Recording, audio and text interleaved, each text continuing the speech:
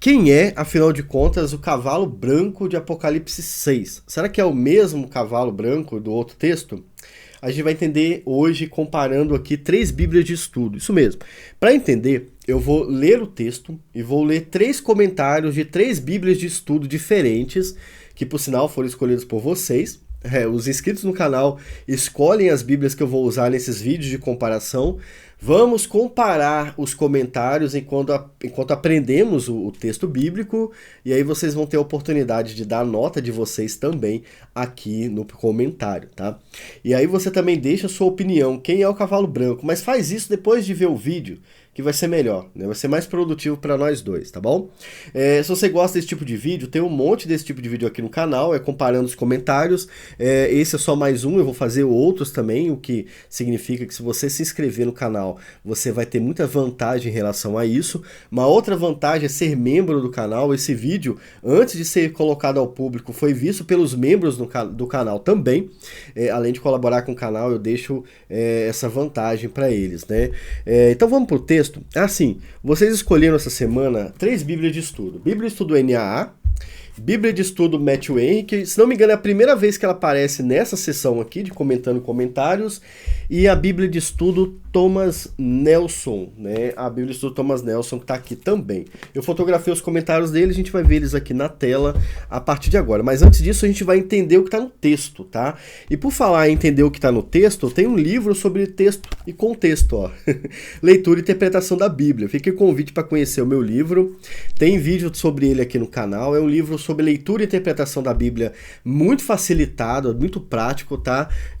E vai te ajudar bastante se você está precisando ler a Bíblia melhor, beleza?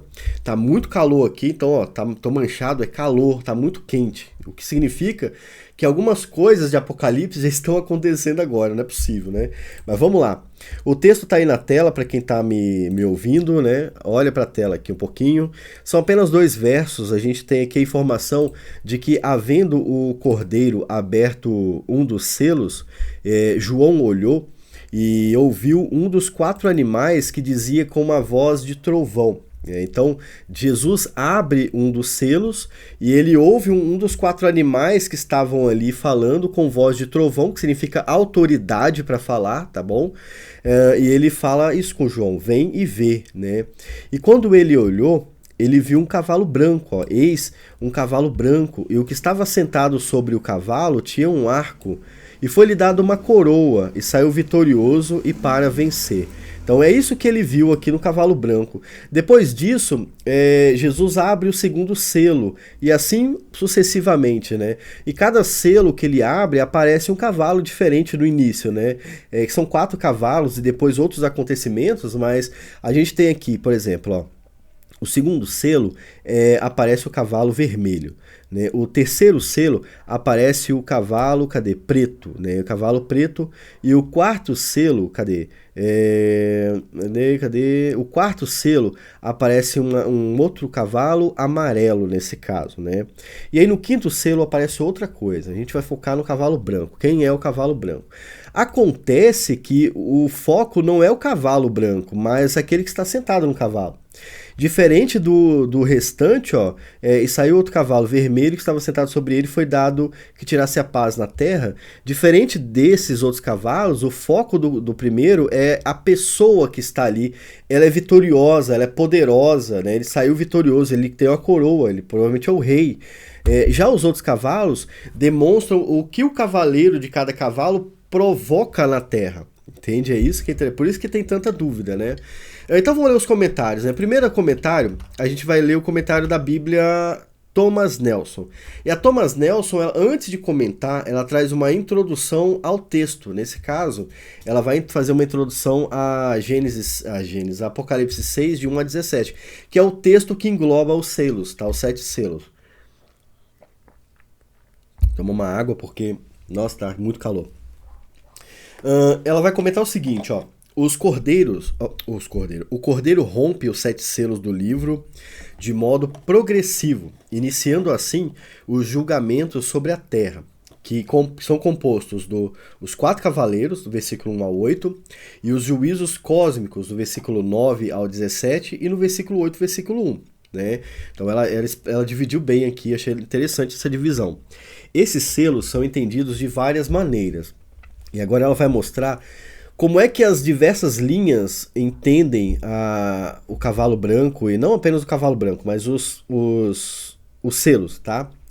Muitos intérpretes enfatizam a relevância dos selos das trombetas e das taças no século I. Esses são os preteristas e preteristas parciais. Eles acham que tudo isso aqui já aconteceu no primeiro século, tá bom? Alguns identificam o primeiro selo como o princípio da grande tribulação futura. Algumas pessoas já entendem diferente. Olha, isso aqui é sobre a grande tribulação que vai começar a acontecer um dia. Já é outra linha de pensamento. Enquanto outros compreendem esses ciclos de julgamento como tendo relevância por toda a era da igreja até a volta de Cristo. Talvez os amilenistas, né? Eu sou amilenista, tá? Então, mas eu não sei se ele está falando exatamente do amilenismo aqui. Mas, de fato, há um outro estudo dentro da Bíblia falando melhor sobre isso, tá bom? A gente não vai poder ver isso agora, porque o foco é o versículo 2. Aqui no comentário já tem o versículo 6 capítulo 6, 2 ao 8, a gente tem uma introdução aos cavalos, né? Os 4 cavalos coloridos são uma alusão a Zacarias 1, 8 ao 10. Olha aí, já é uma interpretação dos produtores da Thomas Nelson, tá? Interessante ir lá e consultar. Essa introdução, achei interessante ela, porque ela traz a divisão aqui e ela vai mostrar as linhas interpretativas. Mas agora a gente quer saber o que ela acha desse cavalo branco, tá? A gente tem que vir aqui, ó, na página seguinte, a gente tem só esse comentário, na verdade, né? Eu achei que tivesse mais, mas só esse comentário. Ela vai dizer o seguinte: o cavalo branco é um símbolo de conquista. O cavaleiro não é Cristo, como em 19:11. O arco, a coroa, representa o poder militar e político determinado a vencer. Então ela vai por uma linha que diz que o cavalo branco não é Cristo. Mas ela também não explica o que é. Isso que eu achei estranho. Então calma aí, o símbolo de conquista, o cavalo branco é um símbolo de conquista. Já o cavaleiro não é Cristo. Mas quem é o cavaleiro?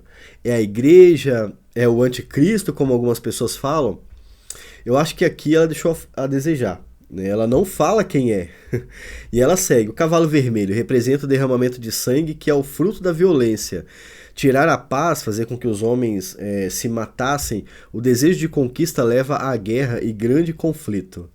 Então é uma guerra que vai acontecendo por camadas. Primeiro tem o poder, depois... Enfim. Eu achei que a Thomas Nelson aqui, ela foi muito neutra e ela acabou deixando vocês sem informação, tá? Eu já falei isso aqui, né? Eu prefiro que uma Bíblia escolha uma posição do que ela não traga nada. E nesse caso aqui, a Thomas Nelson traz uma boa introdução, mas na hora do vamos ver, ela não coloca nada. Ela fala ainda que o cavalo não é Cristo, o cavaleiro não é Cristo, né? Então eu vou dar minha nota aqui para Thomas Nelson, eu vou dar nota 5, né? Porque ficou na metade do caminho. Eu acho que é uma nota justa. Qual nota você acha que esse comentário merece? O nosso foco é o versículo 2, né? O versículo 2 ele não fala nada, na verdade, né? Mas como ela traz uma boa introdução, eu acho que é interessante dar uma nota 5 para Thomas Nelson aqui. A próxima Bíblia de estudo que a gente tem aqui é a Bíblia de Estudo Nova Almeida Atualizada, que vocês escolheram aí. E ela também tem uma introdução, que a gente vai ler aqui, né? Eu dei um zoom aqui exagerado. Na introdução da Nova Almeida Atualizada, ela começa a falar sobre o capítulo 6, versículo 1, até o capítulo 8, versículo 1. Né? E tem duas introduções, tem essa introdução e tem a introdução aos cavalos aqui do versículo 1 ao versículo 8. Vamos ler tudo, né? E pelo que eu tô vendo, tá bem parecido com a Thomas Nelson, né? Ó, tá bem parecido, hein? Vou fechar esse... Não, vou deixar aberto, né? A visão do Filho do Homem introduziu as cartas para as 7 igrejas, capítulo 2 ao 3. Agora a visão do Cordeiro recebendo o livro introduz uma série de 7 visões quando os selos dos livros são quebrados. Estas visões apresentam os instrumentos utilizados por Deus para aplicar a justiça aos seus inimigos, que são os selos 1 ao 4, né? A razão para a justa ira, que são os selos 5 e 7, e o clímax do juízo no fim da história, o selo 6. Muitos que empregam uma visão futurista de Apocalipse, sustentam que a grande tribulação se inicia com a abertura do primeiro selo. Outros futuristas pensam que a grande tribulação se inicia no capítulo 11, com os 1260 dias. Ela traz aqui informação interessante sobre uma breve introdução aqui do livro de Apocalipse, né? Ela vai falar do capítulo 2 ao 3, do 4 ao 5, e ela já vai trazer uma coisa que eu achei interessante, que ela já introduz uma série de 7 visões quando os selos do livro são quebrados. Ela traz a informação de que isso aqui são visões, sabe? E é diferente você entender que é uma visão. Entende?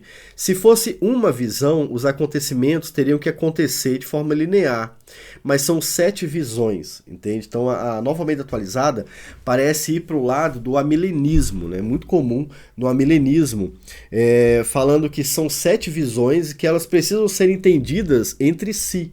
Uma visão explica a outra, diria. Uma seção de visões, de visão, explica a outra, né? O paralelismo que a gente chama. Ela não traz uma visão muito clara sobre os cavalos, porque aqui não vai falar sobre isso, mas ela também é interessante. Tá? A introdução eu diria que também ganha aí uma nota boa. Agora, a respeito do versículo 1 ao 8, à medida que o cordeiro abre cada um dos 4 primeiros selos, um dos seres viventes grita, venha. E um cavalo e seu cavaleiro respondem às convocações. As cores dos cavalos geralmente refletem as cores vamos ver aqui, dos cavalos, né? Eu acho que é isso aí mesmo, né? E ele também traz a referência a Zacarias 1 e a Zacarias 6, bem interessante, simbolizando emissários enviados por Deus para percorrerem a terra. Somente com a permissão do cordeiro e sob a sua direção, as forças simbolizadas pelos cavalos e seus cavaleiros podem infligir morte através da espada, fome, peste e feras selvagens. Todos os juízos dos selos, trombetas e taças têm um formato de 4. 4 juízos sobre a terra, mais 3 juízos... entendi, tem esse formato. Todos os juízos dos selos, das trombetas e das taças. Olha que informação interessante. Tem um padrão nessas visões, né? Que é o quê? 4 juízos sobre a terra, mais 3 juízos sobre todo o cosmo, sobre toda a criação. Essa informação é relevante, cara. Aqui ela passou a Thomas Nelson Brasil. Ela está nos dando material para entender as visões de forma geral. Isso é bem interessante, né? Cara, uma outra coisa que eu achei interessante na NAA é que ela coloca de forma clara isso aqui, né? Ó. Isso aqui que vai acontecer para baixo só acontece porque o cordeiro abre os selos. Então, a autoridade sobre cada evento está na mão do cordeiro, que é Jesus nesse caso, tá? E essa é uma noção que pouca gente tem, entendeu? Isso eu achei interessante. Agora, sobre o comentário do versículo 2, que é o texto que a gente quer, a NAA traz muito mais texto do que a Thomas Nelson, né? Ó, o cordeiro quebrou o primeiro dos 7 selos. Muitos futuristas entendem que isto marca o início da grande tribulação, assim como a Thomas Nelson falou. O cavaleiro sobre o cavalo branco, armado com arco e ao qual é dada uma coroa, cavalgou para vencer. Alguns pensam que esse cavaleiro representa Cristo, o Verbo de Deus, empunhando a espada que monta um cavalo branco, lá em 19, 11 ao 16. Contudo, o cavaleiro armado com arco, como os partos, um frequente inimigo na fronteira oriental do Império Romano, provavelmente simboliza a busca desenfreada dos líderes políticos e militares em expandir os seus domínios. Então aqui, a Nova Almeida Atualizada também vai entender que esses cavaleiros são forças políticas, né? Eu entendi a visão deles, levando à guerra, né, os demais cavalos, né, a fome e enfermidades, né. Outros pensam que o cavaleiro sobre o cavalo representa o anticristo também. Então aí, eu não sabia disso também. Eu vi algumas pessoas falando que era o anticristo, mas eu achei que ela tava mais para ser Cristo do que o anticristo, né?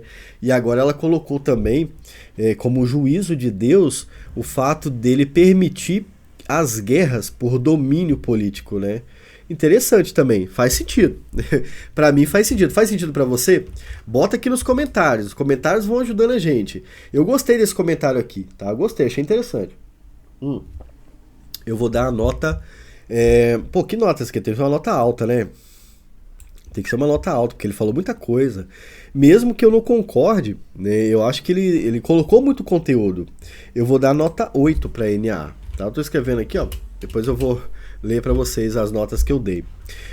Eu dou nota 8 para ele porque eu gostei da quantidade de comentário que ele colocou. Agora a Matthew Henry, né, que a gente tem que entender também Matthew Henry. Tô fazendo uma anotaçãozinha rápida aqui. A Matthew Henry, ela traz ali um comentáriozão aqui, ó, sobre o texto, né? E na real, o texto da Matthew Henry é o texto do comentário bíblico dele, né? Então não tem aquela introdução, aquela produção toda. Mas também tem informação pra caramba aqui pra gente ler. Na verdade vai, ó, daqui até aqui, tá bom? Eu não li ainda o comentário da Matthew Henry, mas eu acho que eu vou concordar com ela pelo pouquinho que eu olhei, sabe? Eu só passei o olho em cima e eu acho que eu vou concordar com ela. Mas vamos ver o que ela fala. O Senhor Jesus aparece montado em um cavalo branco. Então o Matthew Henry, como o Raul fala, ele entende que esse cavalo branco é Jesus, tá? E eu acho que eu vou por essa linha, tá? Os cavalos brancos geralmente são rejeitados em uma guerra porque tornam o seu cavaleiro um alvo para o inimigo.